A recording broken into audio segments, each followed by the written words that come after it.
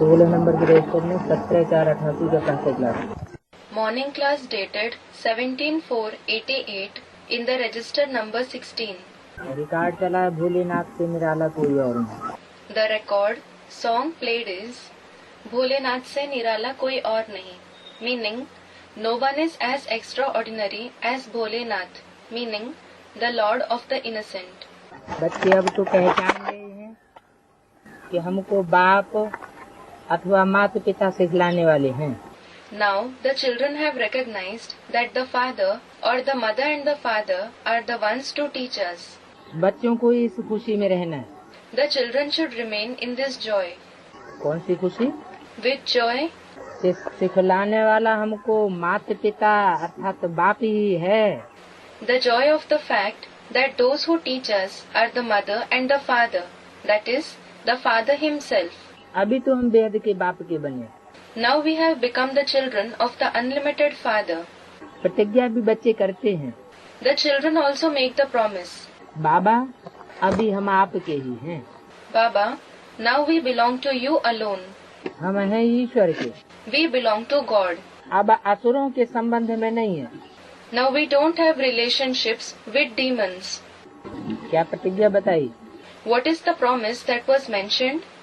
संबंध भी किस आधार से करना है?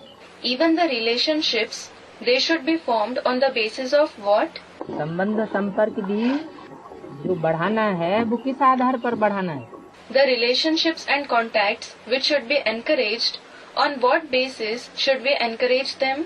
बाप के संबंध संपर्क के आधार पर संबंध और संपर्क में आना है। We should form relationships and contacts on the basis of the relationships and contacts with the Father. तो अब हम किसके संबंध में नहीं है? So, now we don't have relationships with whom?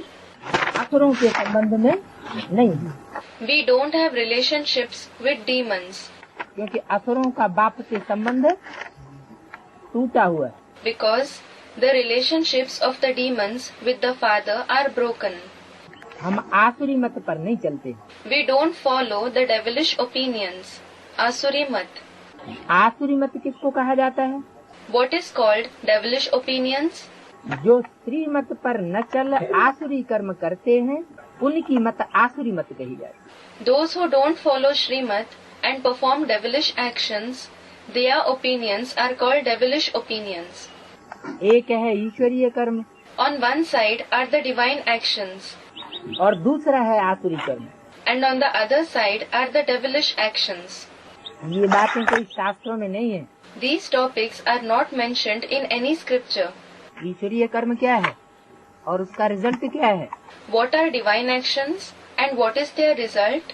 ईश्वरीय कर्म है सुख देना, Divine actions are to give happiness, स्वर्ग की दुनिया लाना। to bring the world of heaven. स्वर्ग आएगा, Heaven will arrive from it. सुख से होता है स्वर्ग। Happiness brings heaven, और आसुरी कर्म है दुख देना and devilish actions are to give sorrow, और उसका रिजल्ट होता है नरक। and their result is hell. विद्वान पंडित आचार्य ये नहीं जानते हैं कि आदि सनातन देवी देवता धर्म कब और किसने स्थापन किया था। The scholars, pandits, meaning erudite men, teachers, don't know when the Adi Sanatan Devi Devta Dharma, meaning the ancient deity religion, was established and who established it. और सभी धर्म वाले अपने अपने धर्म को जानते हैं। People belonging to all the other religions know their religion. बौद्धी जानते हैं कि 22,000 वर्ष पहले महात्मा बुद्ध ने आकर के बौद्ध धर्म स्थापन किया। The Buddhists know that 2250 years ago, Mahatma Buddha came and established Buddhism. Christians जानते हैं 2000 साल पहले क्राइस्ट ने आकर क्रिश्चियन धर्म स्थापन किया। The Christians know that 2000 years ago, Christ came and established Christianity. सभी धर्म वाले जानते हैं। People belonging to all the religions know their religion. सिर्फ भारतवासी हैं जो अपने असली धर्म को भी भूले हुए हैं। It is just the Bharatvasi, meaning Indians, who have forgotten their own original religion. उस धर्म के रचयिता धर्म पिता को भी भूले हुए हैं। They have also forgotten the creator, the religious father of that religion. और टाइम भी भूले हुए हैं कि वो धर्म कब स्थापन किया था। And they have also forgotten the time when that religion was established. सन्यासी कहेंगे हमारा धर्म शंकराचार्य ने स्थापन किया। The sannyasis will say, Shankaracharya established our religion. देवी देवता धर्म तो अब है नहीं, The deity religion doesn't exist now. तो फिर बतावे कौन? So, who will explain about it? Lakshmi Narayan आदि का कोई पता नहीं है, Nobody knows about Lakshmi and Narayan, etc. बाप कोई नहीं जानते तो बेमुख हो गए। When they don't know the father at all, their face is turned away from him. तो ये भी ड्रामा में नूद है। So, this is also fixed in the drama. ऐसा जब हो तब तो बाप महावाक्य उच्चारे। Only when such a thing happens, the father pronounces the great words, कि कोई भी विद्वान पंडित नहीं जानते कि कलयुगी पतित दुनिया को पावन बनाने वाला कौन है। No scholar, Pandit knows who purifies the iron age, the sinful world. अभी तुम बच्चे जानते हो बेहद का बाप आकर के हम बच्चों को फिर से राजयोग सत्युग के लिए सिखलाते हैं। Now you children know, the unlimited father comes and once again teaches us children Raj Yoga for the golden age. तुमको वैकुंठ का मालिक बनना है। You have to become the masters of heaven, Vaikunt. Krishnapuri में जाना है। You have to go to the abode of Krishna, Krishnapuri. यह तो कंसपुरी है। This is the abode of Kans, Kanspuri. Kans और कृष्ण इकट्ठे नहीं हो सकते। Kans and Krishna can't be together. Kans means a villainous character in the epic Mahabharata. या तो कंस का राज्य होगा या फिर कृष्णपुरी होगी। Either it will be the kingdom of Kans or it will be the abode of Krishna. दिखाते हैं कंस का डर था इसलिए कृष्ण को टोकरी में ले गए। It is shown that Krishna was placed in a basket and taken away from Kansa's jail to a safe place because of the fear of Kans. अब कृष्ण स्वर्ग का Prince Well, Krishna is a prince of the golden age. और कंसी जरासंधी दुख देने वाले, ये तो हो गए कलयुग के। And Kans, Jarasindhi, who gives sorrow, belong to the iron age. तो बात तो लगती नहीं। So, the point doesn't appear to be true. फिर बात कहाँ की हुई? Then, of which time is this topic? जरूर संगम युग की ही बातें हैं। Certainly, these are the topics of the confluence age itself. सत्युगी Krishna की ये बातें नहीं हैं। These topics aren't related to the golden age Krishna. संगम युग में ही कृष्ण की सोल ब्रह्मा जब अपना शरीर त्याग देती है। It is in the confluence age itself when the soul of Krishna, meaning Brahma, leaves his body. तो वही कोई ब्राह्मण बच्चे में प्रवेश करके संगम युगी कृष्ण का पार्ट बजाती है। He enters some Brahmin child and plays the part of the confluence age Krishna. ब्राह्मणों की संगम युगी दुनिया में प्रत्यक्षता रूपी जन्म होता है। The birth in the form of revelation in the confluence age Brahmin world takes place. और कंसी जरासंधी उसके पीछे पड़ते हैं। And the Kans and Jarasindhi chase him. तो कृष्ण के लिए जो उसको सुरक्षा देने वाले माता पिता का पार्ट बजाने वाली आत्मा है। So, for Krishna, the souls who play the role of the mother and father who protect him, Krishna को प्रत्यक्षता रूपी जन्म देने के जो बीज हैं, the ones who are the seeds who give the birth in the form of revelation to Krishna, उनके लिए दिखाया है कि कृष्ण को टोकरी में डाल के ले गए। it has been shown for them that they placed Krishna in a basket and took him away. टोकरी कौन सी हुई? What is the basket? ये है बुद्धि रूपी टोकरी। This is the intellect in the form of basket. किसकी बुद्धि रूपी टोकरी? Whose basket-like intellect? राम बाप की बुद्धि रूपी टोकरी, It is the basket-like intellect of the father Ram, जिसमें कृष्ण को रखा गया सुरक्षित, in which Krishna was placed safely, और विषय वैतरणी नदी से पार किया गया। and he was taken across the Vishay Vaitarni river, meaning the river of vices, Yamuna नदी को, काली नदी को। across the river Yamuna, the dark river. तो ये सब बातें हैं कलयुग की। Do all these topics pertain to the Iron Age? नहीं, सतयुग की नहीं, संगम युग की। No. To the Golden Age? No. These are the topics of the confluence age. तो ये सब फिर सतयुग में कैसे हो सकता है? So, how can all this be possible in the golden age? Krishnapuri स्वर्ग को और कंसपुरी नरक को कहा जाता है। Heaven is called the abode of Krishna and hell is called the abode of Kans. यहाँ ही पूतना सुपनखाएं आदि हैं। The Putnas, Surpnakhas, etc. are here itself. Putna, a demoness who tried to kill Krishna in the epic Mahabharata. Surpnakha, sister of Ravan, who brought up a fight between Ram and Ravan. अनेक प्रकार के आसुरी नाम हैं। There are various demonic names. नाम है शास्त्रों में काम के आधार पर। The names in the scriptures are based on the tasks that have been performed. तो पूतना ने क्या काम किया? So, what work did Putna do? पूत माना पवित्र और ना माने नहीं, Put means pure and Na means not. अर्थात जो पवित्र नहीं रही, It means the one who didn't remain pure. जात जाति का विष पीती रही, She went on drinking the poison of lust of various kinds. उसका नाम पड़ा Putana. She was named Putna. जिसे पीने पिलाने वाली को कहा जाता है Putana. The one who drinks poison herself and makes the others drink it is called Putna. और Supnakha? And what about Surpnakha? हाँ, जो झगड़ा टंटा करवा देती है। Someone commented, yes, the one who creates quarrels and disputes. अपने दिल की इच्छा कुछ और, Her heart's desire is something else. कामना की पूर्ति नहीं होती है तो कामेषु क्रोधेषु हो जाते हैं। And if the desire is not fulfilled, she becomes lustful, then wrathful.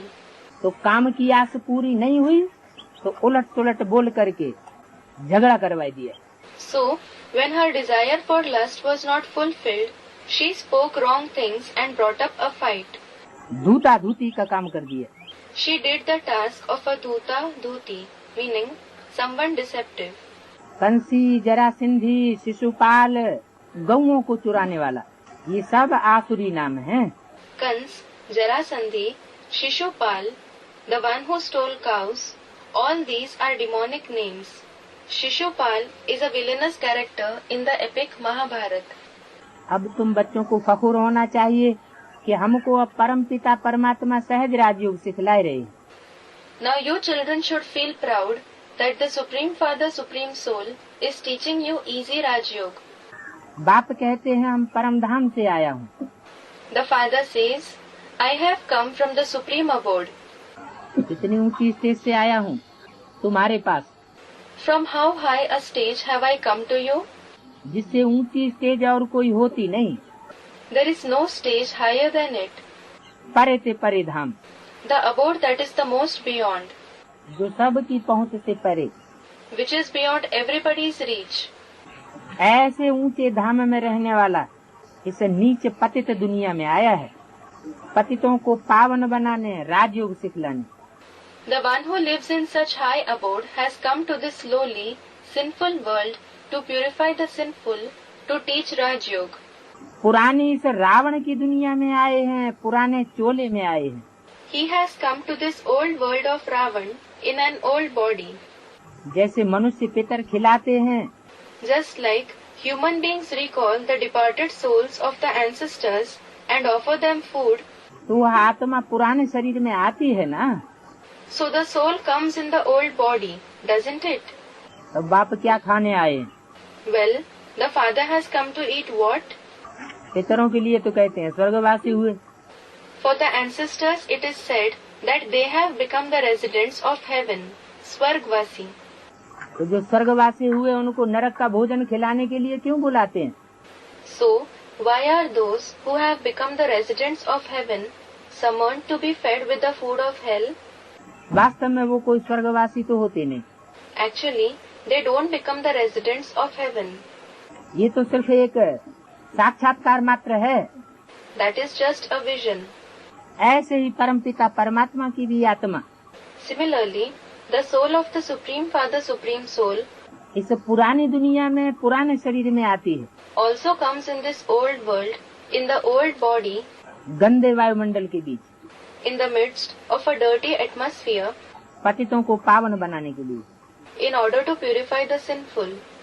तो पितरों का मिसाल दिया। So, an example of the ancestors has been given. तो जो पुराने शरीर में आती है, पुरानी दुनिया में आती है, उनके लिए पुरानी दुनिया नहीं कहेंगे। So, the ones, meaning the souls of the ancestors who come in the old body, in the old world, it won't be called the old world for them.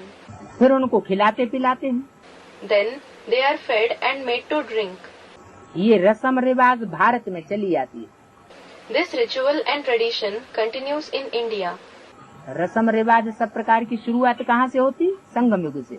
From where do all kinds of rituals and traditions begin? From the confluence age. तो हम ब्राह्मणों की दुनिया के पितर कौन है?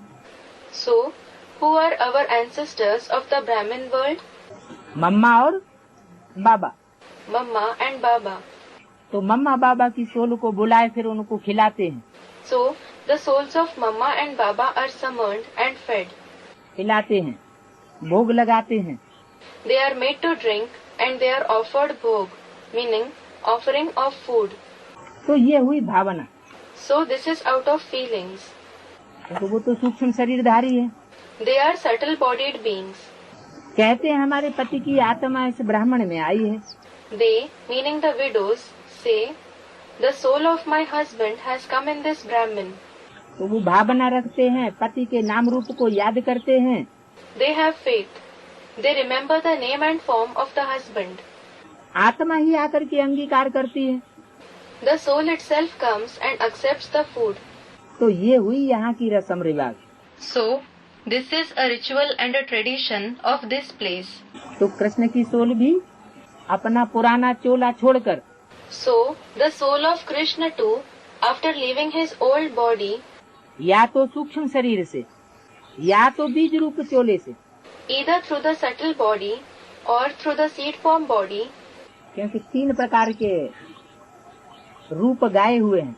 because 3 types of forms of a soul are known. रूप हैं आत्मा के। There are 3 forms of the soul. एक कारण शरीर, जिसे बीज रूप आत्मा कहते हैं। One is the causal body, Karan Sharir, which is called the seed form soul. और दूसरा सूक्ष्म शरीर, And the second is the subtle body, Sukshma Sharir. और तीसरा स्थूल शरीर। And the third is the physical body, Sthul Sharir. तो सूक्ष्म शरीर से प्रवेश करते हैं। So, when he, meaning Brahma Baba, enters through the subtle body, वो तो गुलजार दादी के द्वारा पार्ट चला। that part was played through Dadi Gulzar. लेकिन बीज रूप स्टेज में जो प्रवेश होता है, उसका पता नहीं चलता कि कब आया और कब गया। But when he enters the body in the seed form stage, no one comes to know when he entered and when he departed. तो बीज रूप स्टेज में जो पार्ट संसार में प्रत्यक्ष होता है, संगम युगी कृष्ण का, So, the part of the confluence age Krishna that is revealed in the world in the seed form stage, उसके लिए ये भोग आदि लगाने की रीति रस्म रिवाज चल रही है। the ritual and tradition of offering bhog etc. to him is going on. सतयुग में तो ये बातें होती नहीं है। These things don't exist in the golden age. तो ये कहाँ की बातें हुई? So, which time is this about? जरूर संगम युग की बातें हुई। Certainly, these are the topics of the confluence age. वहाँ सतयुग में फालतू खर्चा करना, धक्का खाना, ये भक्ति मार्ग की रस्म होती है। ये सब होती नहीं। There, in the golden age, the traditions of the path of bhakti, like wasteful spending, suffering blows, don't happen. भावना रखने से अल्पकाल का सुख मिलता है, They obtain short-term happiness because of having faith. तो भी बाप से मिलता है। That is also obtained from the father. बाप तो कभी दुख नहीं देते। The father never gives sorrow. मनुष्य तो न जानने के कारण ऐसे ही कह देते हैं, सुख दुख परमात्मा ही देते हैं। Because of not knowing, human beings simply say, the Supreme Soul himself gives happiness and sorrow. क्या न जानने के कारण? Because of not knowing what? ये परमात्मा का कार्य क्या है, What the task of the Supreme Soul is, और रावण संप्रदाय आसुरी आत्माओं का कार्य क्या है। and what the task of Ravan's community, the devilish souls, is. परमात्मा तो कभी दुख नहीं दे सकता, The Supreme Soul can never give sorrow, क्योंकि परमात्मा पार्ट है इस संसार को सुखी बनाने के लिए। because the part of the Supreme Soul is precisely to make the world happy. अगर किसी को उस पार्ट से दुख की महसूसता होती भी है Even if anyone experiences sorrow through that part, तो ये उसकी अज्ञानता है। it is his ignorance. तब कहते हैं कि परमात्मा ही सुख देता है, परमात्मा ही दुख देता है। It is then that they say, the Supreme Soul himself gives happiness. The Supreme Soul himself gives sorrow. अगर परमात्मा से दुख मिलता भी है Even if someone receives sorrow from the Supreme Soul, तो वो दुख अनेक जन्मों के लिए सुख का साधन बन जाता है, that sorrow becomes the means of happiness for many births. इसलिए वो दुख नहीं है। That is why that sorrow isn't actually sorrow, क्योंकि ये हिसाब किताब है। because these are karmic accounts. Supreme soul बाप के साथ तो कोई हिसाब किताब होता नहीं पूर्व जन्मों का। There aren't any karmic accounts of past births with the Supreme Soul Father, जो सुख दुख सहन करना पड़े, for which we would have to tolerate happiness or sorrow. हिसाब किताब किसके साथ होता है? With whom do we have the karmic accounts? साकार के साथ। With the corporeal one. तो रामकृष्ण वाली आत्माओं के साथ जिसने जो जैसा व्यवहार किया है, So, whoever has behaved in whichever way with the souls of Ram and Krishna, सुख दुख का लेन देन किया है, in whatever way he has exchanged happiness or sorrow with them, वो उजूरा इस अंतिम जन्म में मिलना जरूर है। that return is bound to be received in this last birth, 100 गुना, 1000 गुना और लाख गुना रूप में, 100 times, 1000 times and lakh times. क्योंकि यहाँ प्राप्ति भी 100 गुना है, 1000 गुना है, लाख गुनी है। Because here the attainments are 100 times, 1000 times, lakh times, तो फिर अप्राप्ति भी उतनी ही। as well as the non-attainments are in the same proportion. अगर उलट कर्म किया तो 100 गुनी, 1000 गुनी, लाख गुनी अप्राप्ति। If we perform a wrong action, then there is 100 times, 1000 times and lakh times, meaning 100,000 times non-attainment. Basic knowledge में जब चले, बेसिक ज्ञान लिया, When we followed the path of basic knowledge, when we obtained the basic knowledge, तो 100 गुना दंड भोगना पड़ता है उसी पाप का। जो पाप हम दुनिया में 63 जन्म करते रहे, उसका 1 गुना पाप चढ़ता था।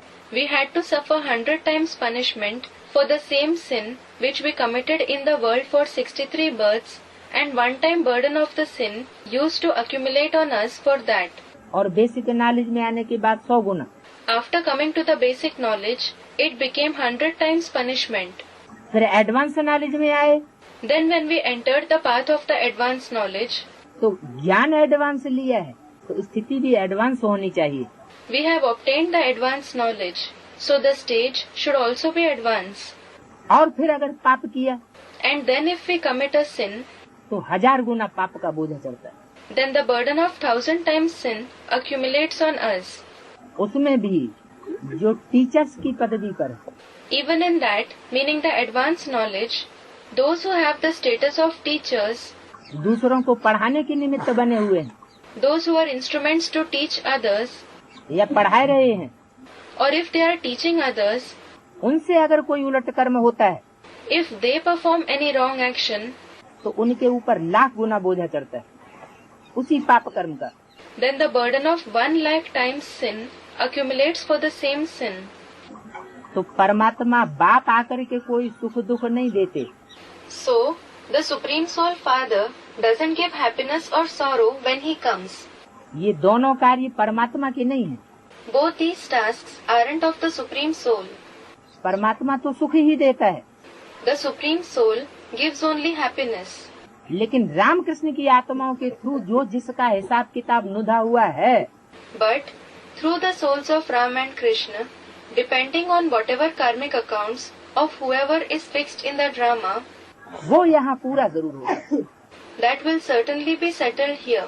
क्योंकि इस बात की गारंटी है कि ब्रह्मा ने यानी कृष्ण की सोल ने पास्ट में 69 से पहले Because it is guaranteed that in the past, before 1969, Brahma, meaning the soul of Krishna, ब्राह्मण बच्चों को सुख दिया, gave happiness to the Brahmin children. किसी को दुख नहीं दिया। He didn't give sorrow to anyone. कोई भी ब्रह्मा कुमार कुमारी इस बात को नहीं कह सकता कि ब्रह्मा बाबा ने हमको टेढ़ी आंख से देखा। No Brahma Kumar Kumari can say that Brahma Baba looked at them with an angry eye या कोई कड़ी बात कह दी, or spoke any harsh words to them या हमको किसी प्रकार से दुख दिया। or gave them sorrow in any manner. नहीं, No. लेकिन इस बात की कोई गारंटी नहीं But there is no guarantee कि ब्राह्मण बच्चों ने ब्रह्मा बाबा को दुख नहीं दिया। that the Brahmin children didn't give sorrow to Brahma Baba. ऐसे ऐसे बिच्छू टिंडन थे, बड़े बड़े डंक वाले, जिन्होंने उस ब्रह्मा के हार्ट को फेल कर दिया। There were such scorpions and spiders with very big stings which caused Brahma's heart failure. इतना दुख पहुंचाया कड़ी बात कहकर, They gave him so much sorrow by saying harsh words. जिसका गायन शास्त्रों में है कि बहेलिये ने तीर मारा। It is famous in the scriptures that a hunter shot an arrow at Krishna. तीर कोई लोहे के थोड़े ही मारा, कोई बात का ही तीर मारा जाता है। He didn't shoot an iron arrow. An arrow of certain words is shot. तो तीर घायल करता है, दुख देता है।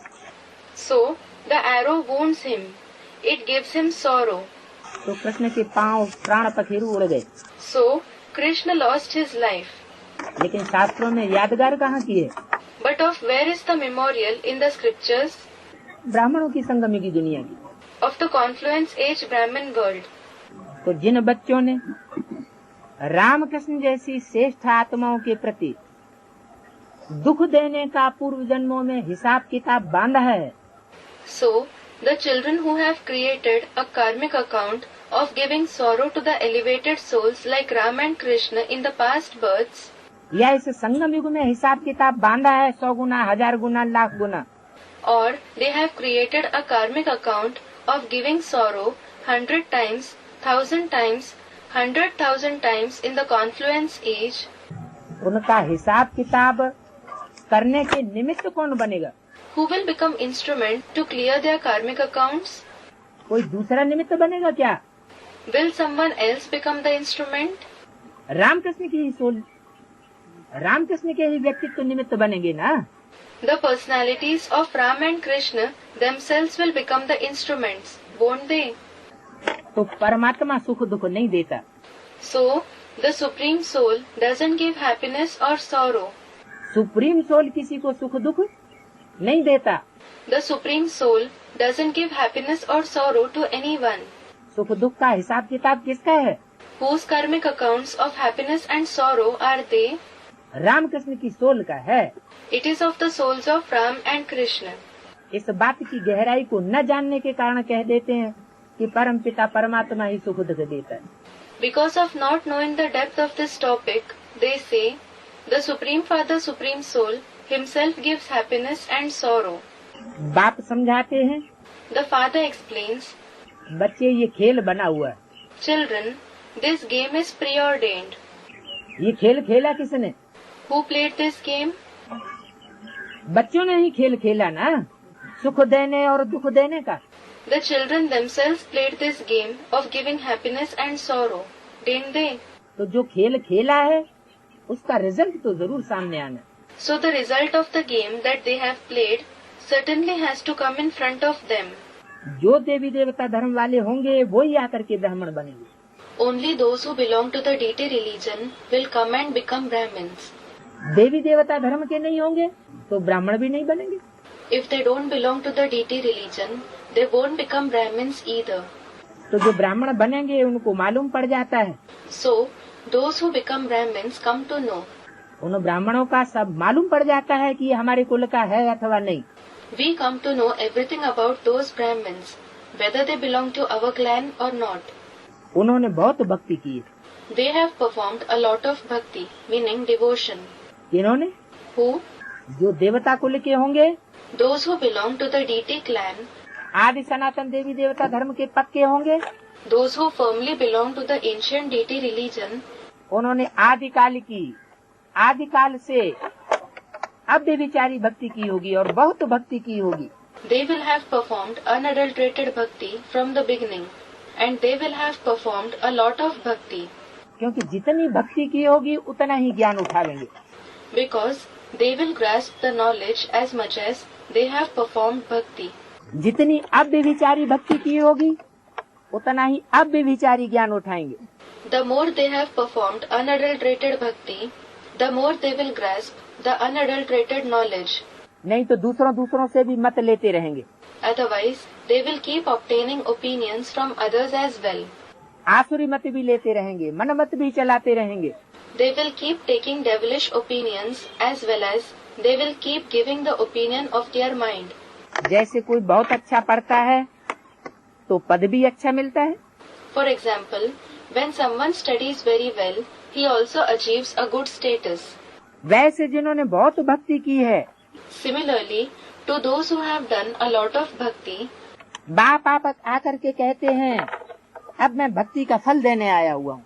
when he comes, the father says, "Now I have come to give the fruits of bhakti." जिसने जो और जैसी और जितनी भक्ति की है 63 जन्मों में, उस भक्ति का फल देने के लिए आया हुआ हूँ। Whoever has performed bhakti in whatever way, to whichever extent in the 63 births, I have come to give the fruits of that bhakti. ऐसे नहीं कि आकर के वापस चला गया और भक्ति का फल मिल गया। It isn't that I came and went back and they received the fruits of bhakti. भक्ति का फल क्या होता है? What is the fruit of bhakti? Someone, knowledge. भक्ति का फल ज्ञान सिर्फ है। Is knowledge the fruit of bhakti? Is that all? ज्ञान किससे मिलता है? From whom do we obtain knowledge? भगवान से। From God. तो भक्ति का फल है भगवान मिल जाता है। So, the fruit of bhakti is that we find God. भगवान सिर्फ ज्ञान देकर नहीं चला जाता। God doesn't give just knowledge and depart. भगवान से क्या मिलता है? What do we obtain from God? अनेक जन्मों की सुख और शांति का वर्षा। The inheritance of happiness and peace for many births. शांति धाम सुख धाम का वर्षा। The inheritance of the abode of peace and the abode of happiness. मुक्ति और जीवन मुक्ति का वर्षा मिलता है। The inheritance of liberation and liberation in life. तो बाप आया, क्या ये वर्षा मिला? So, the father came. Did we obtain this inheritance? चलो शरीर को प्रैक्टिकल में नहीं मिला। All right. We didn't obtain a deity-like body physically. Practical में सुख धाम नहीं आया। The abode of happiness didn't come physically. तो क्या मन बुद्धि को सूक्ष्म में मिला? But did the mind and intellect attain the abode of happiness in the subtle form? मन बुद्धि की ज्ञान के आधार पर ऐसी स्टेज बनी? Did the mind and intellect achieve such a stage on the basis of knowledge? कि कोई हमें दुख दे तो हम दुख स्वीकार न करें। That if someone gives us sorrow, we shouldn't accept sorrow, बदले में हम उसको सुख दें। but give them happiness in return? अगर मन बुद्धि की भी ऐसी स्टेज नहीं बनी तो क्या परमात्मा बाप मिला? If the mind and intellect didn't achieve such a stage either, then did we find the Supreme Soul Father? Heavenly God father कहा जाता है तो हम कहाँ होने चाहिए? When he is called Heavenly God the Father, where should we be? Heaven में होने चाहिए ना। We should be in heaven, shouldn't we? Heaven का सुख अनुभव करना चाहिए ना। We should experience the happiness of heaven, shouldn't we? करोड़पति अरबपति का बच्चा हो और पैसे पैसे के लिए मोहताज हो, If someone is a child of a millionaire, a billionaire, and if he is needy for a paisa, means fraction of a rupee, now worth nothing, तो कहेंगे कि वो बाप के करीब है, नजदीक है, will he be said to be close to his father? या संबंध टूटा हुआ है? Or is the relationship broken? जरूर बाप का बच्चा नहीं है, प्रैक्टिकल में संबंध टूटा हुआ है। Certainly, he is not the child of his father in practice. The relationship is broken. इसलिए दुखी। That is why he is sorrowful. तो यहाँ भी So, here too, जो बच्चे ये समझते हैं कि परमात्मा ही सुख देता है, परमात्मा ही दुख देता है, उनको अपने दिल से पूछना है। the children who feel that the Supreme Soul himself gives happiness and the Supreme Soul himself gives sorrow should ask their heart, कि हम परमात्मा बाप के बने हैं, Have we become the children of the Supreme Soul Father? परमात्मा बाप के नजदीक पहुँचे हैं। Have we reached close to the Supreme Soul Father? जैसे कोई शरीर छोड़ता है, आत्मा जाकर के जन्म लेती है दूसरे माँ बाप के यहाँ। For example, when someone leaves the body, the soul goes and is born to some other parents. तो जहाँ जन्म लेती है वहाँ पहुँचती है ना। Then, wherever it is born, it reaches there, doesn't it? नजदीक गोद में पहुँच जाती है ना, पेट में पहुँचती है ना। It reaches close to the lap, doesn't it? It enters the womb, doesn't it? तो यहाँ भी बच्चों को देखना है कि हम बाप के दिल तख्त पर चढ़े हुए हैं। So also here, the children should check, are we sitting on the heart throne of the Father? बाप की मन बुद्धि में मेरा स्थान कहाँ पर है? Where is my place in the mind and intellect of the Father? तो सुख दुख परमात्मा नहीं देता। So, the Supreme Soul doesn't give happiness or sorrow. ये तो हिसाब किताब है, खेल बना हुआ है। These are karmic accounts. A drama is already made. जो देवी देवता धर्म वाले होंगे वो ही आकर के ब्राह्मण बनेंगे। Only those who belong to the deity religion will come and become Brahmins. और अगर देवी देवता धर्म का नहीं होगा, दूसरे धर्म में कन्वर्ट होने वाला होगा। And if he doesn't belong to the deity religion, if he converts to another religion, तो आएगा तो, then he will definitely come. लेकिन बाप का बनने के बाद फिर चला जाएगा। But after becoming the child of the Father, he will go away. पूरा देवता नहीं बन सकेगा, पूरी पढ़ाई नहीं पढ़ सकेगा। He won't be able to become a complete deity. He won't be able to study complete knowledge. तो पता पड़ जाता है कि हमारे कुल का है या नहीं है, या कन्वर्ट होने वाला है। So, we come to know whether he belongs to our clan or not, or if he is the one who will convert. तो निशानी बताई जिन्होंने बहुत भक्ति की है। So, an indication was mentioned. Those who have done a lot of bhakti, जिन्होंने आदिकाल की अव्यभिचारी भक्ति की है, those who have done unadulterated bhakti in the initial period, वो पढ़ाई भी अव्यभिचारी पढ़ेंगे। will also study unadulterated knowledge. एक से ही मत लेंगे, कोई दूसरे से मत नहीं लेंगे। They will obtain the opinion of the one alone. They won't obtain the opinion of anyone else. दूसरे के चक्कर में नहीं आवेंगे। They won't be influenced by anyone else. वैसे जिन्होंने बहुत भक्ति की है, बाप आकर कहते हैं अब मैं भक्ति का फल देने आया हूँ। Besides, those who have done a lot of bhakti, when the Father comes, he says to them, "Now I have come to give the fruit of bhakti." भक्ति में तो बहुत दुख होता है। There is a lot of sorrow in bhakti. कितना भटकना पड़ता है, क्योंकि भगवान को सर्वव्यापी समझ लिया।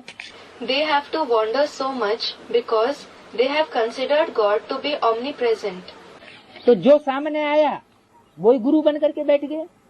So, whoever came in front of them became their guru. उसी गुरु को भगवान का रूप समझ लिए They considered that very guru to be the form of God. और ज्ञान मार्ग में भटकने की बात नहीं। And there is no question of wandering in the path of knowledge. ज्ञान माना ज्ञान, जानकारी, जानना माना ज्ञान। Gyan means to know, information. To know means knowledge. किसको जानना? To know whom? अपने आप को जानना और अपने बाप को जानना। To know the self and to know our Father. जब अपने बाप को जान लिया, When the child has recognized the Father, तो फिर बच्चे को इधर उधर भटकने की क्या दरकार? where is the need for the child to wander here and there? अब मैं तुमको सभी दुखों से दूर करता हूँ, अगर श्रीमत पर चलते रहेंगे तो। Now I will liberate you from all types of sorrow if you keep following Srimad. बाप कब उल्टी मत नहीं देंगे। The Father will never give a wrong direction. जरूर कोई बच्चे ये अनुभव करते हैं कि बाबा ने हमें उल्टा रास्ता बताई दिया। Certainly, some children feel Baba showed us the wrong path. बाबा हमको कम प्यार करते हैं, दूसरे को ज्यादा करते हैं। They feel Baba loves us less and he loves the others more. हमको टेढ़ा रास्ता बताते हैं, दूसरे को सीधा रास्ता बताया। He shows us a twisted path and he showed a straight path to others. तो बाप कब उल्टी मत नहीं देंगे। So, the Father will never give a wrong direction. सन्मुख आकर के श्रीमत देते हैं He comes face to face and gives Srimad. कोई बच्चे समझते हैं कि बाप आकर पढ़ाई पढ़ा के चला जाता है। Some children think that the father comes and teaches and then goes away. फिर जो पढ़ाई है उसको हम रिवाइज करते रहेंगे और उस रिवीजन से हम मत लेते रहेंगे। Then we will keep revising the knowledge taught by him and we will keep obtaining directions from those revised versions, the revision. तो जो पढ़ाई है, बाप आकर जो ज्ञान देते हैं, So, the knowledge that has been taught, the knowledge that the father gives when he comes, वो ज्ञान सन्मुख ही लिया जा सकता है करेक्ट रूप में। can be obtained only face to face in the correct form. सन्मुख जब नहीं होते हैं तो वो ज्ञान नहीं रहता। When he isn't present face to face, that knowledge doesn't remain the form of knowledge. जो सन्मुख सुनाई जाए वही Gita, Only the knowledge that is narrated face to face is the Gita. और जो सन्मुख न सुना जाए वो गीता ज्ञान नहीं हो सकता। And the knowledge that is not heard face to face can't be the knowledge of the Gita. क्योंकि टैप रिकॉर्ड में रखा जाएगा, उसमें भी हाव भाव नहीं होंगे। Because if it is recorded in a tape recorder, there won't be facial expressions. उसमें वाइब्रेशन नहीं होंगे। There won't be vibrations in it. दृष्टि का फोर्स नहीं होगा। There won't be the force of the look. तो अर्थ बदल जाएगा। So, the meaning will change. तो छपी हुई वाणी में तो ढेर गलतियां हो सकती हैं। There can be a lot of mistakes in the printed Vani, meaning Murli.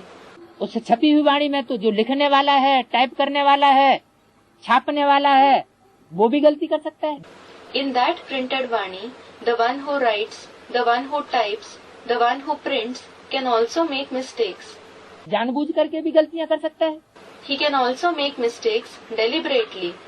तो वो श्रीमत नहीं रह जाती। So, that doesn't remain Srimad.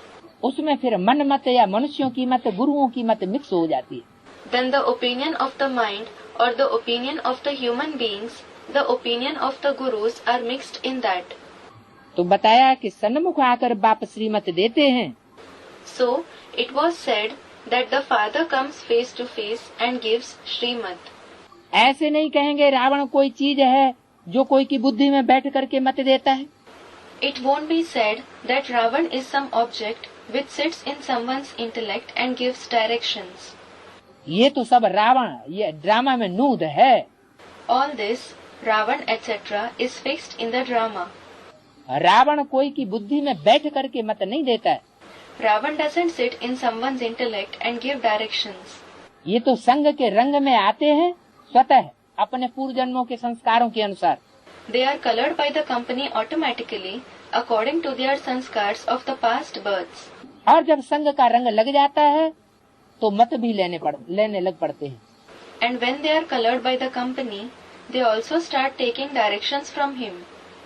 तो मनुष्य बिल्कुल ही पतित बन जाते हैं। So, the human beings become completely sinful. माया के कारण पतित बनते हैं। They become sinful because of Maya. तुम जानते हो हम देवता बनेंगे फिर पतित बनना शुरू करेंगे। You know that we will become deities and then we will start becoming sinful again. तो ये बाबा भी तो अनुभवी बुजुर्ग था। This Baba was also experienced, an elderly one. साधु संत आदि सभी देखे हैं। He has seen all the holy men, saints and so on. शास्त्र भी पढ़े हैं। He has also studied the scriptures. बाप जरूर अनुभवी रथ में ही आते होंगे। The father certainly comes in an experienced chariot. कोई बच्चे के तन में नहीं आवेगा। He won't come in the body of a child. बच्चा बुद्धि के तन में भी आकर के बाप के रूप में परमात्मा पार्ट नहीं बजा सकता। The father can't play the part of the supreme soul in the form of the father by coming in the body of the one with a childlike intellect. ब्राह्मणों की दुनिया में भी हर प्रकार के ब्राह्मण हैं। There are all kinds of Brahmins in the world of Brahmins as well. कोई तो बिल्कुल ही बच्चा बुद्धि है। Some have a completely childlike intellect. जितना बाप ने बोल दिया बस उतना ही समझेंगे। They will understand only to the extent the father has explained. उसके गुह्य अर्थ को समझने के लिए बुद्धि का मनन चिंतन मंथन नहीं चल सकता। Their intellect can't think and churn in order to understand its secret meaning. 16 number के रजिस्टर में 142 पेज पर दूसरा पेज शुरुआत। Page number 142 of the register number 16. The beginning of the second page. 17/4/88 का प्रातः class. The morning class dated 17/4/88. भगवान ने ये एक ही रथ क्यों लिया, ये भी संशय आता है। Also, a doubt arises. Why did God choose just this one permanent chariot? तो बताया इसका कारण So the reason has been mentioned.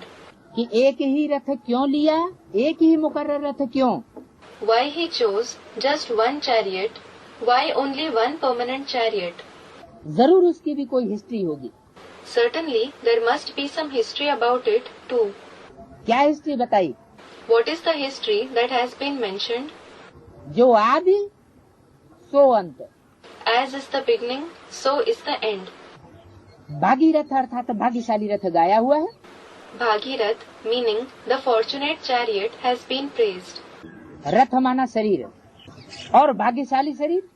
Chariot means body, a lucky body. कहते हैं भागीरथ से गंगा निकली। It is said Ganga, meaning the river Ganges, emerged from Bhagirath. शास्त्रों की बात बताई ना। A topic of the scriptures was mentioned, wasn't it? तो भागीरथ से निकली या शंकर की जटाओं से निकली? So, did it emerge from Bhagirath or from the hairlocks of Shankar? Bhagirath ने तो तपस्या की Bhagirath did tapasya, meaning intense meditation. और तपस्या करके कहते हैं गंगा लाई। And it is said that he brought the Ganges after doing tapasya. लेकिन तपस्या किसकी गाई हुई है? But whose tapasya is praised? तो इससे साबित हुआ कि जो भागीरथ है वही शंकर का पार्ट है। So it proves that Bhagirath himself is the part of Shankar. वही भाग्यशाली रथ है। He himself is the lucky chariot. भाग्यशाली वो है जो अनेकों को कल्याण करे शरीर के माध्यम से। He who brings the benefit of many through the body is the fortunate one. जो अनेकों का कल्याण न कर सके, अपना भी कल्याण न कर सके, वो भाग्यशाली कैसे हुआ? How can the one who can't bring about the benefit of many, who can't bring benefit to himself either, be fortunate? तो अब कोई पानी के गंगा तो नहीं निकली है। Now, the Ganges of water hasn't emerged. तो कितनी मूर्खता है जो समझते हैं कि उनकी जटाओं से पानी की गंगा निकली। So, it is such an absurdity to think that the Ganges of water emerged from his hairlocks. वास्तव में मस्तक के मनन चिंतन मंथन से ये ज्ञान निस्सृत होता है। Actually, when this knowledge emerges from the thinking and churning that takes place in the head, तो ज्ञान की गंगा बहती है, the Ganges of knowledge flows down. कोई पानी की गंगा की बात नहीं है। It isn't about the Ganges of water. आगे हम भी समझते नहीं थे कि ये कैसे हो सकता है Earlier, we too didn't understand how this is possible, कि जटाओं से गंगा निकले। that Ganga emerges from the hairlocks. इसको कहा जाता है पत्थर बुद्धि। This is called having a stone-like intellect. भाग्यशाली रथ तो ये ब्रह्मा का हुआ ना। This Brahma's chariot is the lucky chariot, isn't it? कौन से ब्रह्मा का? Which Brahma's chariot? यह ब्रह्मा का हुआ ना। This Brahma's chariot, isn't it? तो जब यह कहा तो इशारा किस तरफ किया होगा? So, when he said this, whom would he have indicated? अपनी तरफ, Himself. क्योंकि जिस तन में भी प्रवेश करते हैं उसका नाम ब्रह्मा रखना पड़े। Because in whichever body he enters, it will have to be named Brahma. जो रथ कार्य को संपन्न कर दे वही रथ भाग्यशाली रथ हुआ। The chariot which accomplishes the task itself is the lucky chariot. दूसरी मुरली में बोला हुआ है यह तो रथ ही है जो सारे विश्व को हेवन बनाने वाला है। In another Murli, it has been said, it is this chariot itself which makes the entire world into heaven. सारी वर्ल्ड को हेवन बनाता है। He makes the entire world heaven. तो कौन सा रथ है? जिस रथ से सारा वर्ल्ड हेवन बन जाता है। So, which is that chariot through which the entire world becomes heaven? दादा लेखराज का टाइटलधारी ब्रह्मा का रथ नहीं। Not the chariot of Dada Lekraj, the title holder Brahma. जरूर वही आदि वाला रथ जिसे पूर्वी बंगाल से पकड़ा गया। Certainly, it is the chariot of the beginning which was found from East Bengal. वही रथ अंत में निमित्त बनता है। The same chariot becomes the instrument in the end. तो जिसमें परमपिता परमात्मा आते हैं उसे कहा जाता है Brahma. So, the one in whom the Supreme Father, Supreme Soul comes is called Brahma.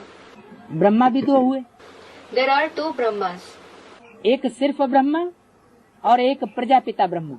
One is just Brahma and the other is Prajapita Brahma. मनुष्य तो मुझ जाते हैं, People become confused. इस ब्रह्मा में कैसे आएंगे? How will he come in this Brahma? तुम इस मनुष्य को ब्रह्मा कहते हो, You call this human being Brahma. Brahma तो भगवान है और सूक्ष्म वतन में रहने वाला है, Brahma is God and he is a resident of the subtle world. और बाबा मुरली में कहते हैं कि सूक्ष्म वतनवासी ब्रह्मा में मैं आता ही नहीं। And Baba says in the Murli, I don't come in the subtle world dweller Brahma at all. मैं किस तन में आता हूँ? In which body do I come? मैं तो पतित तन में आता हूँ, पतितों को पावन बनाने के लिए। I come in a sinful body to purify the sinful. पावन सन्यासी के तन में नहीं आ सकता, I cannot come in the body of a pure sannyasi. फिर पतितों को पावन बनाने का कार्य भी नहीं हो सकता। Then the task of purifying the sinful can't take place either. सूक्ष्म वतनवासी पवित्र होते हैं या अपवित्र होते हैं? Are the subtle world dwellers pure or impure?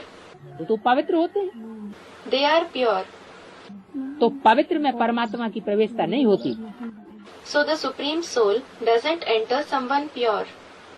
तो मनुष्य मुझ जाते हैं So people become confused. कि तुम इस मनुष्य को ब्रह्मा कहते हो, ब्रह्मा तो भगवान है, You call this human being Brahma. Brahma is God. सूक्ष्म वतन में रहने वाला है, He lives in the subtle world. तुम फिर इस मनुष्य को ब्रह्मा नाम क्यों रख दिया? Then why did you name this human being Brahma? ऐसे ऐसे कहेंगे। They will speak like this. क्या बोला? What was said? ऐसे ऐसे कहेंगे, गे माना कब? They will speak like this. Will means when. आगे भविष्य में ब्राह्मणों की संगमी की दुनिया में ही ये पाठ चलेगा। Later on, in the future, in the confluence age world of Brahmins itself, this part will be played. कि जो अज्ञानी मनुष्य होंगे, मुझे हुए, ज्ञान की गहराई को न समझने वाले, वो इस तरह बोलेंगे। That those who are confused, ignorant human beings, who don't understand the depth of knowledge, will speak like this. यह तो इन्हों की कल्पना है, ऐसे कह देंगे। They will say, this is their imagination. Brahma Vishnu Shankar कहाँ से आए? Where did Brahma, Vishnu, Shankar come from? मनुष्यों की तो बिल्कुल तुच्छ बुद्धि है। The intellect of human beings is completely worthless. वो समझते हैं ऊपर कोई सूक्ष्म वतन है जहाँ से ब्रह्मा विष्णु शंकर आए। They think there is a subtle world above from where Brahma, Vishnu, Shankar came. तो सूक्ष्म वतन कोई ऊपर नीचे होने की बात नहीं है। So, it isn't about the subtle world being above or below. ये तो ऊंची स्टेज की बात है। It is about the high stage. जिन ब्राह्मण बच्चों ने पहले पहले ऊंची स्टेज बनाई, The Brahmin children who first of all achieved the high stage, मनन चिंतन मंथन की स्टेज बनाई, who achieved the stage of thinking and churning, तो वो ही ब्रह्मा विष्णु शंकर के रूप में संसार में प्रत्यक्ष हो जाते हैं। they themselves are revealed in the world as Brahma, Vishnu and Shankar. मनुष्य कुछ नहीं समझते। Human beings don't understand anything. अरे प्रजापिता ब्रह्मा के मुख से ब्राह्मण पैदा हुए, सो तो यहाँ होंगे ना। Arey, Brahmins were born through the mouth of Prajapita Brahma, so they will be here, won't they? कौन से ब्राह्मण? Which Brahmins? कैसे ब्राह्मण? What kind of Brahmins? ब्राह्मण माने ब्रह्मा की औलाद। Brahmin means children of Brahma. जो ब्रह्मा मुख की बात न माने वो हाफ कास्ट ब्रह्मा कुमार हो गया। The one who doesn't accept the words narrated through the mouth of Brahma is a half caste, meaning incomplete Brahma Kumar. ऐसे भी मुरली में बोला। This has also been said in the Murli. Brahma मुख वंशावली है तो जो ब्रह्मा मुख से कहे वो मानना पड़े। If you are the mouth-born progeny of Brahma, You must accept whatever is said through the mouth of Brahma. ये भी बाबा का महावाक्य। This is also a great sentence of Baba. अगर ब्रह्मा मुख से निकले हुए महावाक्यों को कोई नहीं मानता तो वो ब्राह्मण की लिस्ट में नहीं है। If someone doesn't accept the great sentences that emerged through the mouth of Brahma, he isn't in the list of Brahmins. फिर सबसे मुख्य विशेषता है ब्राह्मण की, Then the main speciality of a Brahmin is, Brahma मुख वंशावली जो बच्चा है, if someone is a mouth-born progeny of Brahma, तो ब्रह्मा मुख वंशावली बच्चे आपस में क्या हुए? what are the children who are the mouth-born progeny of Brahma amongst themselves? भाई बहन। Brothers and sisters. तो जिनकी भाई बहन की स्टेज बनी गई वो हुए पक्के ब्राह्मण। So, those who achieved the stage of brothers and sisters are the real Brahmins. अगर नहीं बनी तो हो गए हाफ कास्ट ब्राह्मण। If they haven't achieved that stage, then they are half-caste Brahmins. तो शास्त्रों में तो देखो क्या क्या लिख दिया है। So, look, what has been written in the scriptures. जो कुछ हो चुका है सो तो फिर भी होगा। Whatever has happened in the past will happen again. लिख दिया है कि ब्रह्मा के मुख से ब्राह्मण निकले। It has been written that Brahmins emerged from the mouth of Brahma. मुख से निकले तो जरूर मुख वंशावली होंगे। If they emerged through the mouth, they will certainly be Mukhvanshavali, meaning progeny born through the mouth, the knowledge. यानी मुख से जो बात सुनाई उस बात पर आकर्षित होने वाले। It means that they are the ones who are attracted to the words that were spoken through the mouth और अपने जीवन को न्यौछावर करने वाले and sacrifice their life for it. वो हुए ब्रह्मा मुख वंशावली ब्राह्मण। They are the Mukhvanshavali Brahmins of Brahma. अगर मुख से निकली हुई बात पर अपने को न्यौछावर नहीं किया, If they didn't sacrifice themselves to the words that emerged through the mouth, परमात्मा के ज्ञान के ऊपर अपने को सरेंडर नहीं किया, if they didn't surrender to the knowledge of the Supreme Soul, सिर्फ ब्रह्मा की गोद से प्यार किया, if they loved just the lap of Brahma, माना चिकने चुपड़े शरीर से प्यार किया और वो शरीर ही उनको याद आता है, meaning if they loved the smooth and soft body and they remember only that body, बाप का डायरेक्शन याद नहीं आता, if they don't remember the direction of the Father, या सुनी अनसुनी कर देते हैं। or if they ignore it, जैसे मुरली में बोला ब्रह्मा का चित्र नहीं रखना है, just as it has been said in the Murli, you shouldn't keep the picture of Brahma. समझाने के लिए तो त्रिमूर्ति में दिया हुआ है, अलग से चित्र रखने की कोई दरकार नहीं। For the sake of explaining, it has been given in the Trimurti. There is no need to keep a picture separately. अगर ब्रह्मा का चित्र रखेंगे तो पतित हो पड़ेंगे। If you keep the picture of Brahma, you will become sinful. तो जिन्होंने मुख वंशावली ब्राह्मण होने का दावा किया और डायरेक्शन को फॉलो नहीं किया, So, those who claimed to be Mukhvanshavali Brahmins and didn't follow the directions, तो वो हाफ कास्ट ब्रह्मा कुमार हुए या फुल कास्ट हुए? are they half-caste Brahma Kumars or full caste, meaning complete Brahma Kumars? Half caste हो गए।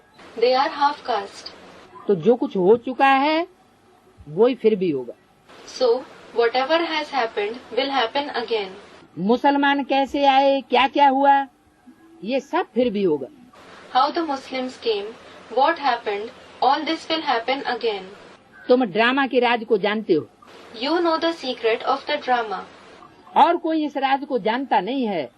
Nobody else knows this secret. वो तो कह देते ड्रामा की आयु लाखों वर्ष है। They simply say that the age of the drama is lakhs, 100,000s of years. फिर कहते प्रलय भी होती है। Then they say there will also be pralay, meaning dissolution of the world at the end of a kalpa. सब कुछ खलास हो जाएगा। Everything will end. प्रलय माना, What does pralay mean? प्र माना प्रकृष्ट रूपेण, लय माना लीन। Pra means in the finest form. Lay means lean, meaning immersed. सब कुछ लीन हो जाएगा। Everything will be immersed. अच्छा, सब लीन हो जाएगा तो नई सृष्टि कहाँ से आवेगी? All right. If everything is immersed, how will the new world come? कहते हैं ऊपर से सितारे आत्माएं आवेंगी और नीचे आके प्रिंसेस बन जावेंगे। They say Star-like souls will come from above, and after coming down, they will become prince-princesses. चित्रों में बनाई के दिखाई दी है। They have depicted it in pictures. बाप कहते हैं ऐसे प्रलय कभी होती नहीं है। The father says, this kind of pralay never happens. अब कृष्ण अगर आएगा तो भी सतयुग में आएगा ना? Well, even if Krishna comes, he will come in the golden age, won't he? उनको फिर द्वापर में क्यों ले गए? Then why did they take him to the copper age? जब पूछा गया कि द्वापर में कृष्ण को क्यों ले जाया गया शास्त्रों में, When it was asked, why was Krishna taken to the copper age in the scriptures? तो पूछने वाला कौन है? So, who is putting the question? भगवान बोल रहा है ना। God is speaking, isn't he? तो पूछ रहा है तो जरूर उस प्रश्न का कोई अर्थ भी होगा ना। So, when he is asking, there must also be some meaning in that question, mustn't there? जवाब भी होगा ना। There must be some answer too, mustn't there? क्यों ले गए द्वापर में? Why was he taken to the copper age? द्वापर में इसलिए ले गए कि शूटिंग का महत्व, He was taken to the copper age because the importance of the shooting. जिन्होंने लिख दिया कि द्वापर में कृष्ण पैदा हुआ, वो शूटिंग की बात को भूल गए। Those who wrote that Krishna was born in the copper age forgot the subject of the shooting. सिर्फ बुद्धि में ये संस्कार रह गया। Just this sanskar, meaning imprint, remained in the intellect. उस संस्कार के आधार पर उन्होंने लिख दिया। On the basis of that sanskar, they wrote. वास्तव में ब्राह्मणों की संगमी की दुनिया में, Actually, in the confluence age world of Brahmins, जब द्वापर युग की शूटिंग की शुरुआत होती है, when the shooting of the copper age begins, तो कृष्ण की सोल अर्थात ब्रह्मा की सोल कोई ब्राह्मण बच्चे के द्वारा ब्राह्मणों की दुनिया में प्रत्यक्ष हो जाती है, भागवत के द्वारा। the soul of Krishna, meaning the soul of Brahma, is revealed through a Brahmin child in the world of Brahmins through Bhagavad. Bhagavat है कृष्ण का चरित्र। Bhagavad is the acts of Krishna. नाम ही रखा है भागवत, माना कृष्ण के भगाने की कला। The very name is Bhagavad, meaning Krishna's art of making someone run away. वो दुनियावी तरीके से नहीं भगाया, He didn't make them run away in a worldly way. मन बुद्धि को आकर्षित किया ज्ञान के आधार पर। He attracted the mind and intellect on the basis of knowledge. तो द्वापर युग में कृष्ण की प्रत्यक्षता होती है, ये प्रत्यक्षता रूपी जन्म नुदा हुआ है। So, Krishna is revealed in the copper age. This birth in the form of revelation is predetermined. प्रलय तो कभी होती नहीं है। There is never pralay. गाते भी हैं पतित पावन आओ, तो जरूर पतित दुनिया में आकर पतितों को पावन बनाएंगे।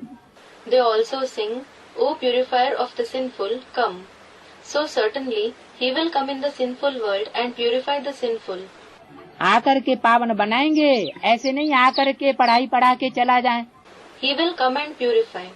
It isn't that he will come, teach knowledge and depart. और चले जाने के बाद फिर पतितों को पावन देहधारी धर्म गुरु बनाते रहेंगे। And after his departure, the bodily religious gurus will keep purifying the sinful. इसलिए बोला कि जब गायन गाते हैं पतित पावन आओ, That is why it was said, when they sing, O purifier of the sinful, come. तो जरूर पतित दुनिया में आवेंगे और आकर के पतितों को पावन बनाएंगे। So he will certainly come in a sinful world and purify the sinful after coming. बाप कहते हैं मैं आता ही एक बार हूँ। The father says, I come only once. इसलिए Why? पतितों को पावन बनाने के लिए। To purify the sinful. एक बार आता हूँ तो फिर ब्रह्मा के तन में आए पहली बार, सो किस लिए? I come once. Then why did he come in the body of Brahma for the first time? और उससे भी पहले यज्ञ के आदि में किसी तन में आए प्रजापिता में, वो किस लिए? And even before that, he came in some body in the beginning of the yajna, in Prajapita. For what? एक बार आए या दो तीन चार बार आए? Did he come once or did he come twice, thrice, 4 times? फिर ये भी बोला अच्छी अच्छी बच्चियां थी जो मम्मा बाबा को डायरेक्शन देती थी। Then it was also said, there were good daughters who used to give directions to Mamma and Baba. उनमें बाप आकर के डायरेक्शन देते थे, प्रवेश करते थे। The father used to come in them and give directions. He used to enter them. तो 3-4 बार आना हुआ ना। So he came 3 to 4 times, didn't he? तो यहाँ ये क्यों बोला कि बाप कहते हैं मैं आता ही हूँ एक बार पतितों को पावन बनाने के लिए। So why was it said here? The father says, I come only once to purify the sinful. आके फिर जाते नहीं है, आने के बाद जाते नहीं। आने के बाद जाते नहीं है। Someone, he doesn't go after coming. He doesn't go after coming. तो एक बार आए या 4 बार आए? Did he come once or did he come 4 times? है? हाँ, यहाँ शब्द दिया हुआ है बाप। Student commented, yes, here a word has been mentioned, the father.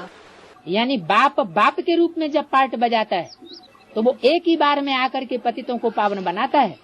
It means that when the father plays a part in the form of the father, he comes only once and purifies the sinful. मैं ज्ञान सागर ही सृष्टि की आदि मध्य अंत का राज समझा सकता हूँ। Only I, the ocean of knowledge, can explain the secret of the beginning, middle and end of the world. पुरानी दुनिया को नया कैसे बनाता हूँ, सो बैठ बच्चों को समझाता हूँ। I sit and explain to the children how I transform the old world into a new one. ऐसे नहीं कि प्रलय हो जाती है फिर मैं कोई नई दुनिया बैठे रच देता हूँ। It isn't that there is pralay, then I sit and create a new world. नहीं, सृष्टि तो अनादि है। No, this world is eternal. ये तो चली ही चली आती है। It continues to exist from eternity. सिर्फ पुरानी दुनिया को बदलकर मैं नई दुनिया बनाता हूँ। I just change the old world and make it into a new world. पुरानी दुनिया का संगठन चेंज करके नया संगठन बनाता हूँ। I change the gathering of the old world and prepare a new gathering. तो कैसे बनाता हूँ नई दुनिया, सो बैठ बच्चों को समझाता हूँ। So, I sit and explain to the children how I create the new world. कैसे बनाता हूँ? How do I make it? उस पुरानी दुनिया की भी बात नहीं है। It isn't about that, meaning physical old world either. ये परमात्मा बाप की है double machinery. This is a double machinery of the Supreme Soul Father. पहले पुरानी दुनिया के शूद्रों को लेकर के उनको ब्राह्मण बनाना, First he takes the Shudras of the old world and makes them Brahmins. और फिर ब्राह्मणों को शिक्षा देकर फिर ब्राह्मणों को देवता बनाते। And then he gives teaching to the Brahmins and transforms them into deities.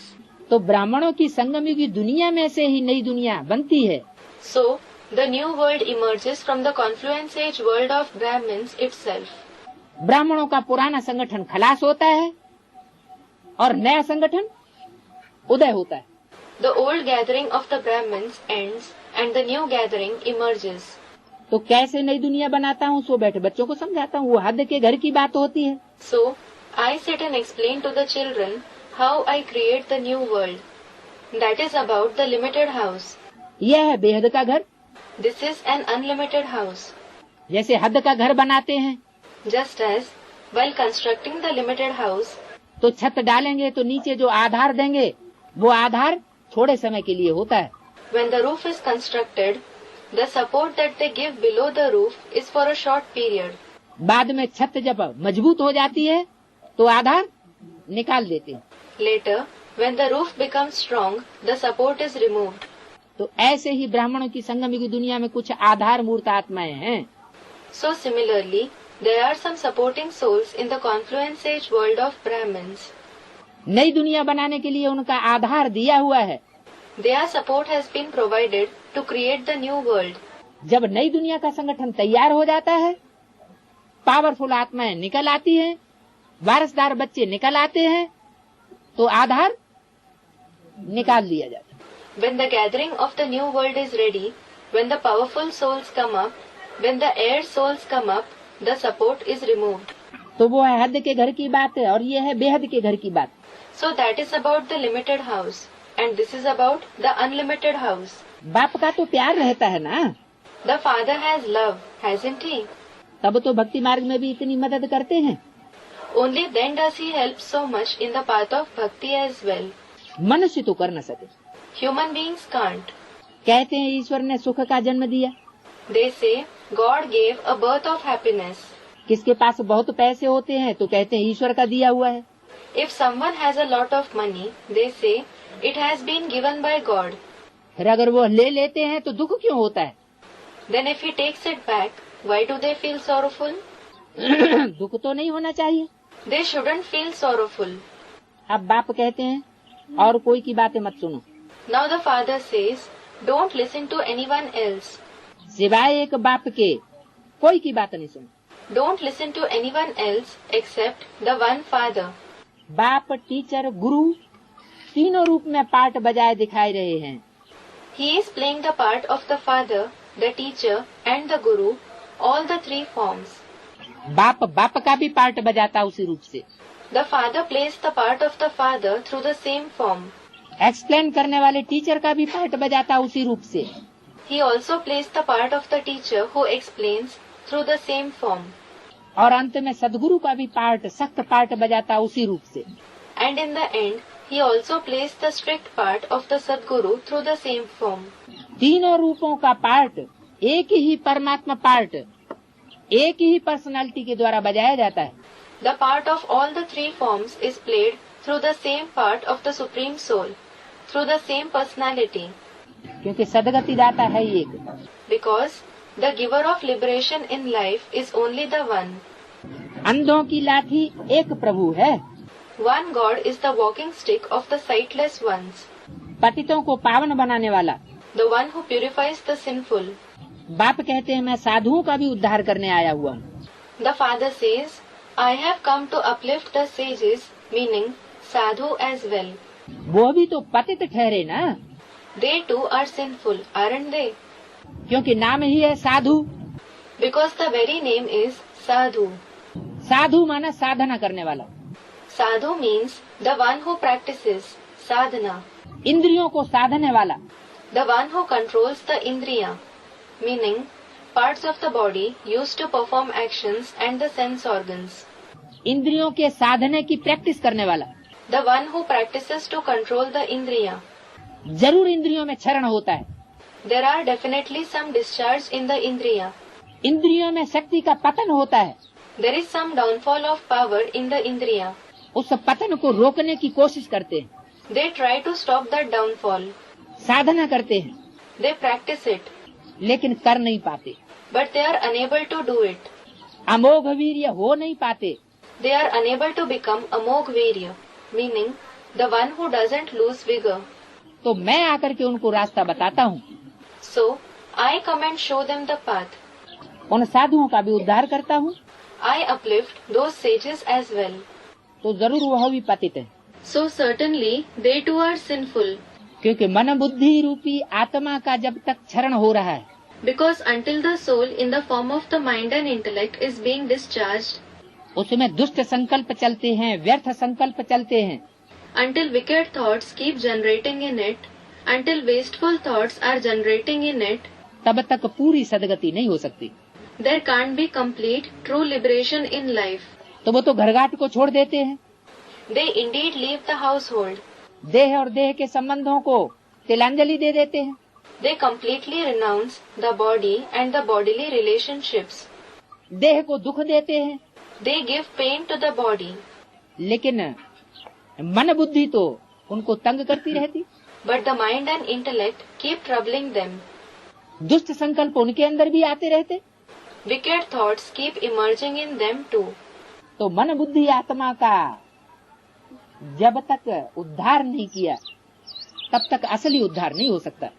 So, until the soul in the form of the mind and intellect is uplifted, the real uplift can't happen. तो ऐसे गुरुओं को, ऐसे साधुओं को कन्याओं के द्वारा बाण लगवाते हैं। So, maidens are made to shoot arrows at such gurus, such sages. कौन से? बाहर की दुनिया के साधुओं को। Which ones? Is it at the sages of the outside world? बाहर के दुनिया की साधुओं की बात नहीं है, It is not about the sages of the outside world. ये ब्राह्मणों की दुनिया के ही साधु हैं, It is at the sages of the world of Brahmins itself, जो हठ योग पूर्वक अपनी इंद्रियों को कंट्रोल करना चाहते हैं, who wish to control their indriya obstinately, लेकिन कंट्रोल कर नहीं सकते।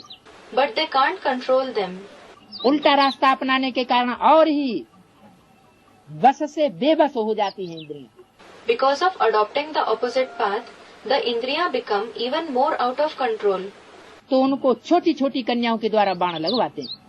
So, young maidens are made to shoot arrows at them. जो बड़े बड़े वो काम नहीं कर सके, वो कार्य छोटी छोटी कन्याएं करके दिखाती है। The young maidens accomplish that task which the senior were unable to do. तुम सब ब्रह्मा कुमार कुमारियां हो। All of you are Brahma Kumar Kumaris. सतयुग में था पवित्र प्रवृत्ति मार्ग, In the golden age, it was a pure household path. और अब हो गया है अपवित्र प्रवृत्ति मार्ग, जिसको विकारी प्रवृत्ति मार्ग कहा जाता है। And now it has become an impure household path, which is called a vicious household path. क्यों? Why? सतयुग में पवित्र प्रवृत्ति मार्ग क्यों था, Why was there a pure household path in the golden age? और द्वापर कलयुग में अपवित्र प्रवृत्ति मार्ग क्यों हुआ? And why did it become an impure household path in the copper age and the iron age? Krishna की दृष्टि राधा में ही डूबती थी, Krishna used to exchange gazes only with Radha. और यहाँ इन देहधारी धर्म गुरुओं ने क्या करवा दिया?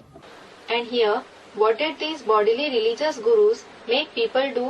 का योग सिखाया, Which yoga did they teach? योग ही उल्टा सिखाई दिया। They taught the wrong yoga. व्यभिचारी दृष्टि योग सिखाई दिया। They taught the adulterous connection of vision. तो व्यभिचारी दृष्टि योग से क्या अब व्यभिचारी दुनिया की स्थापना होगी? So, will an unadulterous world be established through the adulterous connection of vision? और ही दुनिया विकारी बन गई। The world became vicious all the more. तो बाप आकर पवित्र प्रवृत्ति मार्ग की स्थापना कर रहे हैं। So, the Father has come and is establishing a pure household path. अभी मनुष्य महान दुखी है। Now the human beings are very sorrowful. बात मत पूछो, त्राहे त्राहे करते हैं, Just don't ask. They keep crying in despair. रोते पीटते रहते हैं। They keep crying and beating their chest. अनेक धर्म है, सतयुग में था एक धर्म। There are numerous religions. In the golden age, there was one religion जो एक बाप ही स्थापन करते हैं। that the one Father himself establishes. Gita में कृष्ण भगवान वाच्य लिख दिया है, It has been written, God Krishna speaks, Krishna Bhagwan Vach in the Gita. ये है एक ही भूल। This is the only mistake. उन्होंने गीता का भगवान बनाए दिया है कृष्ण ब्रह्मा को। They have made Krishna, Brahma, God of the Gita. Brahma का स्वरूप जो है वो गीता का भगवान नहीं है, The form of Brahma is not God of the Gita.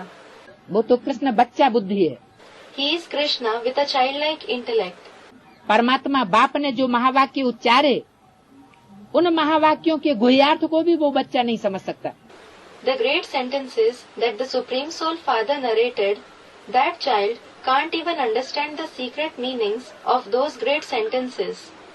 जैसे बाप ने बोला कि 10 वर्ष में से पुरानी दुनिया का विनाश हो जाएगा और नई दुनिया की स्थापना हो जाएगी। Just as the Father has said, this old world will be destroyed within 10 years and the new world will be established. 66 में बोला, चित्र भी छपाए गए। He said it in 1966. The pictures were also printed. ज्ञानामृत में भी छपाया गया, मुरलियों में भी छपाया गया। It was printed in the Gyanamrit magazine as well as in the Murlis. लेकिन छपाने वालों ने उसका गुह्य अर्थ नहीं समझा। But those who printed them didn't understand their secret meaning. कि 76 में कौन सा विनाश होगा, Which destruction will take place in 76? कौन सी दुनिया का विनाश होगा, कहाँ से विघटन की शुरुआत होगी। Which world will be destroyed? From where will the disintegration begin? तो बहिर्मुखी बुद्धि होने के कारण, Because of having an extrovert intellect, जो असली बात है बच्चा बुद्धि होने के कारण वो ब्रह्मा ही नहीं समझ सके। because of having a childlike intellect, Brahma himself was unable to understand the true meaning. तो ब्रह्मा के वो बच्चे कैसे समझेंगे? So, how will those children of Brahma understand it? तो एक ही भूल हो गई So, just one mistake was committed. कि गीता का भगवान किसको मान लिया? Who was considered to be God of the Gita? Krishna को, अर्थात संगम युग में का क्या नाम? Krishna. It means, what is his name in the confluence age? Krishna का संगम युग में नाम क्या हुआ? Brahma. What is the name of Krishna in the confluence age? Brahma. Brahma के रूप को ही उन्होंने गीता का भगवान मान लिया। They considered the form of Brahma itself to be God of the Gita. अरे गीता माता है तो जरूर चैतन्य माता है। Array, if Gita is the mother, then she is certainly a living mother. और गीता पति भगवान है तो जरूर चैतन्य है। And if there is Gita Pati God, meaning God, the husband of the Gita, then he is definitely in a living form. पति है माता है तो जरूर बच्चा भी होगा। If there is a husband, if there is a mother, there will certainly be a child too. तो यज्ञ के आदि में ही ये फाउंडेशन पड़ चुका था। So, in the beginning of the yajna itself, this foundation had already been laid. Gita पति भगवान जो पहला रूप, Gita Pati God, the first form, जिस रथ को पूर्वी बंगाल से उठाया गया पहली बार, the chariot that was selected from East Bengal for the first time, परमात्मा ने पहली बार जिसमें प्रवेश किया, the one whom the Supreme Soul entered first, वही स्वरूप हुआ गीता पति। that very form was Gita Pati. उस पति ने फिर अपनी बन्नी बनाई गीता माता। That husband then made Gita Mata, meaning the mother Gita, his wife. वो सब शास्त्रों की माता है, She is the mother of all the scriptures. सबका माई बाप है। She is the mother and father of everyone. तो हो गई जगत जननी, जगत माता, Jagdamba. So, she is Jagat Janni, Jagat Mata, meaning the world mother, Jagdamba. इसलिए एक वाणी में बोला था, गीता तू सच्ची गीता है। That is why it was said in a Vani, Gita, you are the true Gita. उस समय बैठी हुई थी साउथ एक्सटेंशन की गीता, गोपाल की युगल। At that time, when the Vani was being narrated, Gita, the wife of Gopal from South Extension, meaning a place in Delhi, was sitting in front of Baba. तो उन्होंने समझ लिया वो Gita. So they, people who were listening to the Vani thought it was that Gita who was sitting in front of Baba. बाप तो हर बात हद और बेहद के अर्थों वाली बोलते हैं। The father speaks about everything with a limited and unlimited meaning. जो हद की बुद्धि वाले हैं वो हद के अर्थ उठाए लेते। Those who have the intellect which understands the limited meaning grasp the meanings in the limited. और बेहद की बुद्धि वाले जरूर बेहद का अर्थ उठा लेंगे। And those who have the intellect which thinks in the unlimited way will certainly grasp the unlimited meaning. तो बेहद की दुनिया में जाने वाले बनेंगे। So they will become the ones who go to the unlimited world. तो बोला कि एक ही भूल हुई है, So it was said, only one mistake has been committed. परम पिता है परमात्मा निराकार, The Supreme Father is the incorporeal Supreme Soul, और उनका नाम है Shiv, and his name is Shiv. और उन्होंने साकार का नाम डाल दिया। But they have inserted the name of the corporeal one. Gita का भगवान कौन? Who is God of the Gita? साकार श्री कृष्ण माना साकार ब्रह्म। They say corporeal Sri Krishna, meaning corporeal Brahma. उसी रूप को उन्होंने गीता का भगवान समझ लिया। They considered that very form to be God of the Gita. Brahma का एक भी फोटो ऐसा नहीं होगा जो निराकारी स्टेज वाला हो। But there won't be a single photo of Brahma which has, meaning shows, the incorporeal stage. इनको बोला है बाप होता है निराकार और माता होती है साकारी। As it has been said, the father is incorporeal and the mother is corporeal. जितने भी धर्म पिताएं हैं वो सब निराकारी स्टेज वाले। All the religious fathers have an incorporeal stage. उनके चित्रों को ध्यान से देखो, Mahatma Buddha, Christ, Guru Nanak. Look at the pictures of Mahatma Buddha, Christ, Guru Nanak carefully. चित्र को देखने से ही उनकी निराकारी स्टेज प्रत्यक्ष हो जाती है। Just by looking at the picture, their incorporeal stage is revealed. और बाप भी ब्राह्मणों की दुनिया में निराकारी स्टेज के द्वारा ही प्रत्यक्ष होगा। And the father too will be revealed in the world of Brahmins through an incorporeal stage. सिर्फ ज्ञान के लेन देन के द्वारा नहीं प्रत्यक्ष होगा। He won't be revealed just through the exchange of knowledge. क्योंकि ज्ञान का तो जितना बुद्धि का विस्तार होता है, Because the knowledge, the more the intellect expands, उतना तिया पैंचा निकलता चला जाता, बाल में से खाल निकलती चली जाती। the more the interpretations emerge. The minutest details keep emerging. इसलिए परमात्मा के स्वरूप को पहचान नहीं सकते पूरा। That is why they can't recognize the form of the Supreme Soul completely. लेकिन वो निराकारी स्टेज जो बापों का भी बाप है, वो उस स्टेज में संसार के सामने प्रत्यक्ष होगा और सारी दुनिया को निश्चय बैठ जाएगा। But that Father of all the fathers will be revealed in front of the world in that incorporeal stage, and the entire world will have faith on him. तो ये एक बड़ी भारी भूल हो गई So, this big mistake was committed, कि उस साकारी स्टेज वाले ब्रह्मा को ही निराकार भगवान मान लिया। that Brahma with a corporeal stage was considered to be the incorporeal God, निराकारी स्टेज वाला, the one with an incorporeal stage. क्योंकि जो निराकारी स्टेज वाला होगा उसका देह से अटैचमेंट ही नहीं होगा। It was a mistake because the one who has an incorporeal stage won't have attachment for the body at all. और जिसका देह से अटैचमेंट नहीं होगा उसका हार्ट फेल नहीं हो सकता। And the one who doesn't have attachment for the body at all can't suffer a heart failure. इसलिए मुरली में बोला हुआ है योगियों का कभी हार्ट फेल नहीं हो सकता। That is why it has been said in the Murli, yogis, meaning those who practice yoga, can never suffer a heart failure. उनका हार्ट मजबूत होना चाहिए या कमजोर होगा। Should their heart be strong or will it be weak? अगर कमजोर heart वाले योगी होंगे तो जो विनाश की दुनिया में विपला होगा उसका मुकाबला कर सकेंगे। If they are yogis with a weak heart, will they be able to face the turmoil that will take place in the world at the time of destruction? नहीं कर सकेंगे। They won't be able to face it. Brahma को तो सिर्फ साक्षात्कार मात्र हुआ था विनाश का और रोने लग पड़े थे। Brahma had just a vision of the destruction and he started crying.